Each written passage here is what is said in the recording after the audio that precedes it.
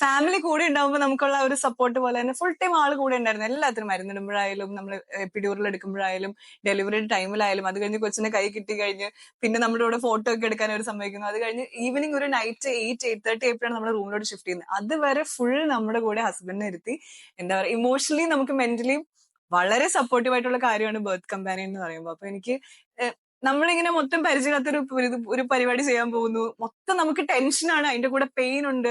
മൊത്തത്തിലൊരു എന്താ പറയാ ഭയങ്കര ഒരു ഫിയർഫുൾ അറ്റ്മോസ്ഫിയറിൽ നിൽക്കുമ്പോൾ ഹസ്ബൻഡ് കൂടെ നിൽക്കുന്നു, കൈ പിടിച്ച് നിൽക്കുന്നു, ആ കണ്ണി നോക്കുമ്പോൾ കിട്ടുന്ന സപ്പോർട്ടും എല്ലാം ഇടാ ഓക്കെയാണ് കുഴപ്പമൊന്നുമില്ല എന്നൊക്കെ പറയുമ്പോൾ നമുക്ക് കിട്ടുന്ന ആ ഒരു ഫീലിംഗ് ഒക്കെ അത് വളരെ പറഞ്ഞറിയിക്കാൻ പറ്റാത്ത ഒരു സന്തോഷമാണ് ശരിക്കും പറഞ്ഞു കഴിഞ്ഞാൽ. പിന്നെ ആളും കൂടെ നിന്നത് കാണുന്നു, മൊത്തം സപ്പോർട്ട് ചെയ്യുന്നു.